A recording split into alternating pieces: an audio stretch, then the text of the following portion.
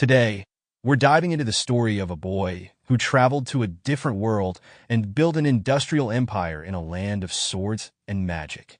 The story kicks off in a hospital's emergency room.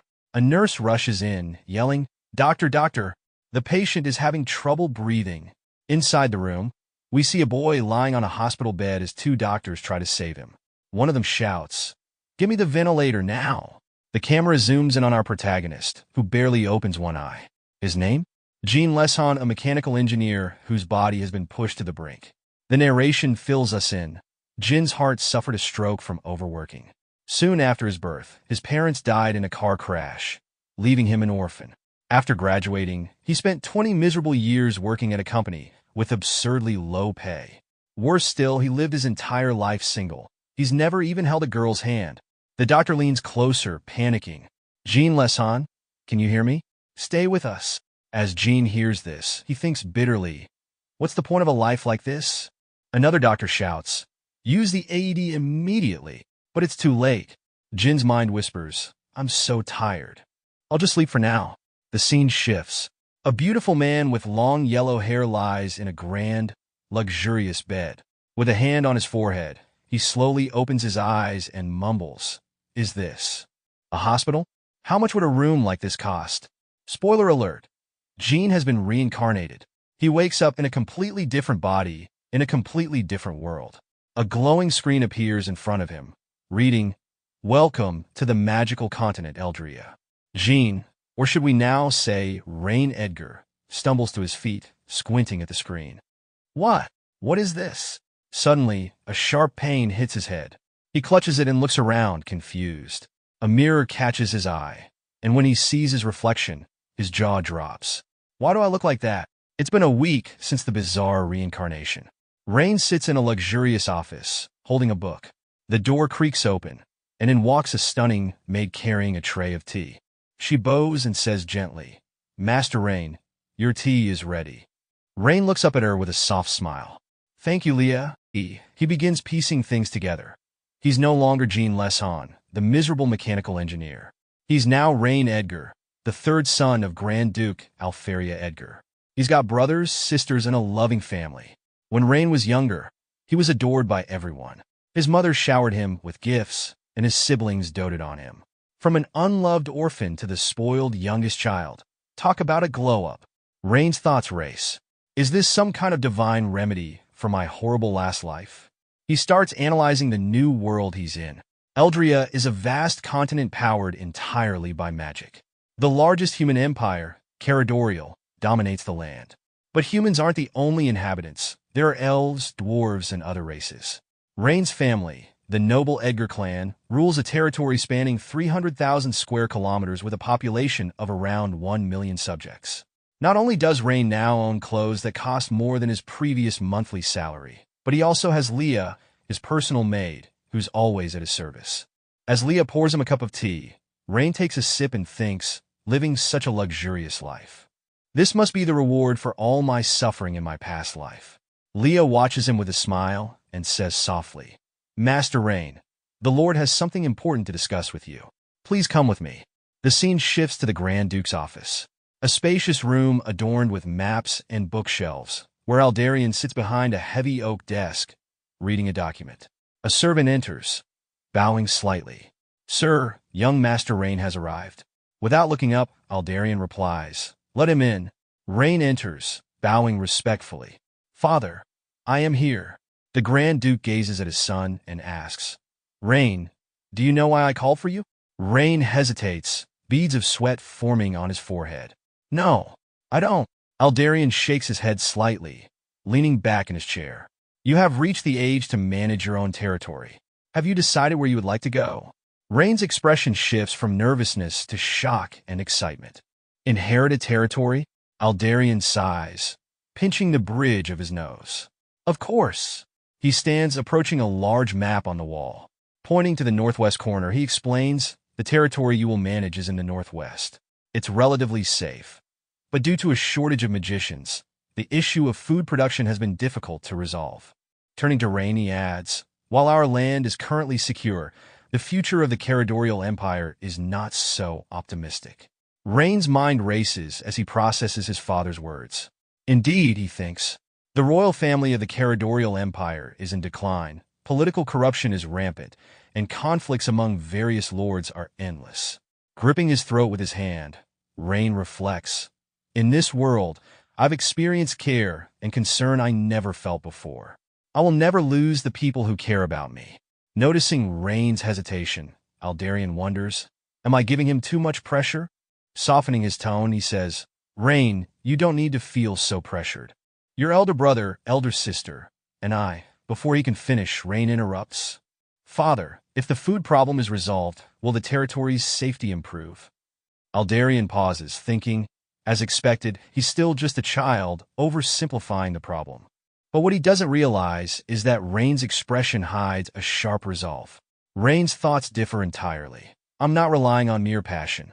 I have the wisdom of centuries of human industrial revolution. Clenching his fist with determination, Rain declares, Father, leave the food issue to me. The scene shifts to Ailsling City, the northwesternmost land of the Grand Duke's territory. Situated at the intersection of three nations, Ailsling City has seen countless wars. What was once fertile land is now barren, its population dwindling, with survivors barely scraping by. A carriage travels through a dense forest, carrying Rain and his loyal maid, Leah. Inside, Rain sits opposite Leah, poring over documents. He thinks to himself, the necessary prerequisite for an industrial revolution is a sufficient labor force. I need to find a way to increase the population. Rubbing his temples, he sighs. One surprising thing is that I seem to have gained some kind of ability. Suddenly, a notification appears before him. Host, please use the scanning ability on a person. Rain smirks. With this ability, I can observe the status of anyone being scanned. Testing it on his family over the past week, he's already gained insight into this world's people. Closing his eyes briefly, he thinks, my first priority upon arriving in the territory is to recruit talented individuals. He glances at Leah, a thought sparking in his mind. Wait a moment. He recalls his father's parting words to Leah. Please keep an eye on him for me and make sure he doesn't cause any trouble in the territory. Leah had replied with a calm, emotionless, yes, sir. Back in the present, Rain looks out the carriage window at the passing landscape. Leah silently observes him, thinking to herself, young Master Rain, please don't make any trouble. The scene shifts to Ailsling City's local lord's mansion. Two men sit across from each other. One of them leans forward, speaking nervously. Sir, I heard the Grand Duke's youngest son will be arriving in the city today. Should we act first? He imagines the young master and adds, rumor has it that not only does the Grand Duke dote on him, but even his brother and sister adore him. Across from him, the masked man calmly responds, let's hold off on any action and wait for the master's next instructions. The other man frowns in confusion. But what if he uncovers my tax and financial fraud? The masked man chuckles, a hint of mockery in his tone. A pampered, noble young master like him wouldn't understand tax records. Once he arrives, just hand him some random accounts to confuse him. The two men stand, and the masked man orders. Based on the time, the young master should be arriving soon. Go greet him. The man bows respectfully. Yes, sir. As the man walks away, the masked man's gaze hardens. In his mind, he thinks Aldarian. It's time for your crimes to come back to haunt you. In the forest outside Ailsling City, Rain and Leah stand side by side. Rain observes the desolate land and thinks to himself, just as I thought. Due to the lack of population, what was once fertile land has become barren. He turns to Leah. Show me the map of this area. Leah hands him the map. As Rain studies it, he thinks, if we could dredge the river to the west and build a canal connecting it to the southern seaport. Suddenly, Rain hears a commotion and looks towards the source of the noise. A man and his daughter are arguing nearby. The girl pleads desperately, Father, please stop gambling. This money is for Mother's treatment. Her father snaps back angrily. Damn it, give me the money. I have to win this time. The girl clutches the money tightly, tears streaming down her face. No, this is for Mother's treatment. The man raises his hand, ready to strike, but before he can, Rain steps in and punches him, only to cry out immediately. Ah! Rain clutches his hand, wincing in pain. What is your face made of? Bricks? Leah rushes to his side, looking at his hand. Young master, next time, please warn me before doing something like this. I would have prepared your protective gear. Rain glares at her. This was an impulsive act. There wasn't time for prep. The man, now on the ground, stares up at Rain in fear. Who are you? Rain grabs the man's collar and glares at him. Who I am doesn't matter. What matters is this. Using your family's life-saving money to gamble and even hitting your daughter. Are you insane? The man starts sweating profusely. I won't do it again. I swear. Rain leans in closer, his voice dripping with menace. Good. Because if I find out you've been to the casino again, I'll make sure you regret it. Understand? The man scrambles to his feet, crying and shouting. I won't do it again. I swear. Rain turns to the girl. Are you all right? And our protagonist thinks in his mind. Let's check her physical state with the system. The girl, still tearful, replies, Thank you, sir. If the money for my mother's treatment is gone. I don't know what to do, Rain, ignoring her words for a moment, activates his system ability and scans her. Seeing her stats, his eyes widen. A natural holy body of agriculture? She's exactly what I need. Rain clears his throat and says calmly, Since you're heading to town to find a doctor for your mother, take our carriage. We're heading there too. The girl hesitates. But I'm dirty. I'll ruin your carriage. Rain waves dismissively. It's just a bunch of wooden planks put together to form a means of transportation. Cleanliness doesn't matter. Don't worry about it. With a darker expression, Rain mutters under his breath. With poverty this severe, how is there even a casino around here? Rain walked through the streets of Ailsling City, scanning the area with a thoughtful expression. His mind wandered to the state of the region. Last fall, the Grand Duke of Soren attacked this town, leaving many soldiers dead. This spring, a massive flood destroyed the land and crops. No wonder this place is in shambles. Even finding men to work has become a challenge, he thought grimly. He turned to Leah. I'll need to run a census. We need to figure out how much productive force is left. As they continued, his gaze settled on the crumbling townscape. Let's head to the city lord's estate. I'm sure there's plenty of misplaced petty cash lying around that we can redirect for development, he muttered, a sly smile creeping across his face. Turning to Lillian, he asked, Do you know where the lord's estate is? Lillian hesitated before answering when suddenly, a man on horseback galloped down the road, yelling aggressively, Out of the way, peasants! Get lost! The man's horse nearly collided with Rain, but Leah quickly pulled him aside. Master Rain, be careful. The rider didn't even glance back as he spat. Peasants, know your place. Leah's eyes flashed with anger, but she forced herself to stay calm. She adjusted Rain's cloak gently. Master Rain, are you hurt? Do you feel pain anywhere? Rain shook his head, brushing himself off. I'm fine, Leah. Thank you. Looking at Lillian, he asked, Do you know who that guy was? Lillian trembled, her voice low. That's the young master of the Edwin family. All the casinos in Ailsling City belong to them. Rain's eyes lit up with mischief. All the casinos? So, they must be swimming in money. Lillian hesitated. Why, yes, but Rain smirked. Perfect. I was just wondering where to get the development funds from. With newfound confidence, he said, Lillian, lead us to the casino. Lillian's face paled. Master, please don't. If you go there, you'll lose all your money. Rain dismissed her concern with a wave. Don't worry. A casino can't beat me. Lillian stared at him, bewildered. Just how powerful is this noble young master? The scene shifted to the front of the casino. Two burly guards stood by the door, eyeing Rain, Leah, and Lillian as they approached. Rain smirked to himself.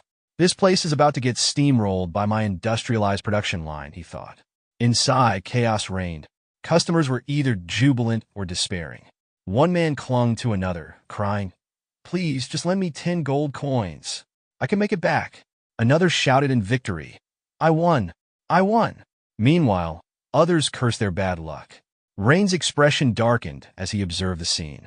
As long as casinos exist, people will never work properly, he thought. Leah whispered from behind, Master, the soldiers have surrounded the casino. Do you want to act now? Rain stuffed his hand in his pocket nonchalantly. Let's wait for the big fish first. Leah nodded. Yes, master. A casino worker approached with a wide, businesslike grin. Sir, what game would you like to play? Rain shrugged. I don't know. Something easy. I'm just playing around. The worker led him to a table and handed him 2 chips. These are on the house, so try your luck. Rain casually tossed the chips onto the betting table without much thought. The worker's eyes lit up as the dice rolled. Open. 4 and 6. That's large. The man turned to Rain with exaggerated excitement. Master, you almost won. Rain yawned. That's it? This is boring. Leah, let's go. I'm hungry. As he stood to leave, a man suddenly blocked his path. Wait, sir. You can't leave until you pay the money you owe us. Rain arched a brow. When did I owe you anything? The worker sneered. The chips I gave you? Each one is worth 100 gold coins. With interest and service fees, you owe us 250 gold coins. Rain's eyes narrowed. Didn't you say those were on the house? The worker cackled. Nothing's free here, sir. If you can't pay, you can leave your maid behind instead. Lillian burst out angrily. Liar! Those tokens are only worth 1 silver coin. Don't believe him, master. The worker's face twisted with rage. Where did this brat come from? Someone shut her up. He called for others to act, but before they could move, Rain delivered a swift punch to the man's face, sending him flying across the room. Adjusting his coat, Rain smirked. Who gave you permission to talk? From a distance, a man spotted chips scattered on the ground. Excited, he exclaimed, It's all mine, and began gathering them. Another man rushed over and shoved him aside. Move out. Leave some for me. Watching the commotion, our protagonist stood calmly, thinking to himself, these people are hopeless. The man who had been seen earlier riding a horse suddenly appeared behind our protagonist. His commanding voice echoed through the casino. Who dares to mess around in my casino? The man turned to those scrambling on the ground for chips. With his back to the crowd, he pointed toward his subordinates holding wooden sticks and ordered, Beat them up! Make sure everyone present learns their place. The lackeys immediately replied, Yes, sir, and began ruthlessly striking the men. The men screamed and begged in panic, Please stop. I've learned from my mistake. Spare me. The leader sneered coldly at their pleas and declared to the room, Everyone behave, or this will happen to you too. Lillian, clutching Leah's hand tightly, felt her heart sink. It's all my fault, she thought. If I hadn't brought them to a place like this, they wouldn't have been scammed. Her mind wandered to the moment when Rain spoke with the doctor, trying to save her mother. Big Brother has done so much for me. I have to repay him. Determined, she stepped forward, fear evident in her voice but still resolute. I won't allow you to scam Big Brother. The crowd gasped in unison, shocked at her audacity. Murmurs spread through the room. Who is this girl? She's doomed now. Anyone who crosses Vasurlo in Ashling City never has a good ending. Vasurlo smirked, turning his attention to the girl. Kid, do you have something to say to me? Lillian stood tall, trembling but unwavering. Your casino is a scam. You've destroyed countless families. I won't let you bully my big brother and sister. They are good people. The room fell silent as Vasurlo's expression darkened. He lunged at Lillian, roaring in anger. Go die. Lillian closed her eyes tightly, bracing herself. This is it. I'm going to get hit now, she thought. But the strike never landed. Rain had stepped forward, effortlessly stopping Vasurlo's hand. Lillian's eyes shot open. Big Brother, she cried in relief. Rain locked eyes with Vasurlo, his expression calm but piercing. Activating his system, he scanned Vasurlo's stats. His traits are terrible, and his loyalty is only 5? This Edwin family is a potential threat. They could rebel at any time. I need to tread carefully. Vasurlo, seething with anger, growled, You don't seem too fond of my ways. Rain released his hand, smiling faintly. No, I'm very fond of your ways. After all, only the strong survive in this world. Whoever wins gets the last laugh. Vasurlo burst into laughter, but it was devoid of humor. You dare go against me? Do you even know who I am? Rain's voice remained steady, his gaze unwavering. I don't need to know who you are. I only need to know one thing. Clapping his hands, soldiers poured into the casino, surrounding Vasurlo and his lackeys. Rain smirked. I've won this fight. That means I get the final laugh. My words are the law now. Later that evening, a grand banquet took place in Ashling City. The city's most powerful officials sat at a long table, exchanging pleasantries. One noble leaned forward. Master Lucas, I've heard you've been making more money recently. Lucas replied smugly, It's all thanks to the city lord. The city lord stand quietly. The lord held a glass in his hand. His thoughts focused on the officials, how they leeching off the Grand Duke through his daughter. As he contemplated this, he remembered his earlier conversation with the man. He thought about how the officials had been worried about Rain's presence during the banquet tonight. How naive, he scoffed inwardly. A woman approached the city lord, holding a glass in her hand, and raised a toast. "To your continued success," she said with a smile. The city lord smiled and nodded. He thinks inwardly, if Viserlo is still around, we might secure a relationship with the Grand Duke's son. That would buy me more leverage. He then glanced toward the man he had been conversing with earlier, thinking, we can't trust that trash town lord too much. Suddenly, the doors swung open, and a voice announced, His Highness Rain Edgar has arrived. All eyes turned as Rain entered the room. Two elderly men hurried forward, each carrying a gift. "Master Rain," one said, bowing deeply, "I am the head of the Raven family. I brought you this humble gift." The second man followed. "Master Rain, I am the head of the Roaster family. I brought my daughter here for you to meet. Please, take a look." Rain smiled warmly. "If everyone is here, let's begin." Two aides entered with a whiteboard and began placing it facing the people. The crowd murmured in confusion. "What is that? A house?" one noble asked. Standing before the whiteboard, Rain gestured toward the sketch with a wooden pointer. "This is the blueprint I drew this afternoon, for a dam." The room fell silent as Rain continued. "Ashling City suffers from devastating floods every year. By building this dam, we can prevent flooding and irrigate crops during droughts." The city lord's face turned pale, beads of sweat forming on his brow. An incredible idea. If this succeeds, the city's agricultural output would skyrocket. "This young master is far more capable than I thought." One elderly official spoke up. "Master Rain, what does this have to do with us?" Rain replied with a playful smile. "I need money. Construction costs aren't cheap." The nobles exchanged nervous glances. One young man stammered, "Master Rain, we're all poor." "That's right," another added. "We don't have the funds." The city lord smirked silently. Asking these leeches for money? How naive. Rain's smile faded. "Don't lie to me. I raided a single casino this afternoon and recovered 50,000 gold coins. Now, tell me, how many casinos are there in Ashling City?" The officials froze, their faces pale. "He raided a casino? Could it be the one I invested in?" And some other people think in their mind, but Ashling City's casinos are all run by Master Adrian. This young master is going to run into trouble. The city lord masking his irritation with authority, he think inwardly, "What a stupid fellow. If you just stay put, I probably won't do anything to you. But since you have picked the fight, I will destroy you."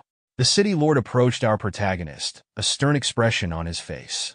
"Master Rain, your actions of raiding the casino break the laws of the territorial nation. You must not break the laws of our nation."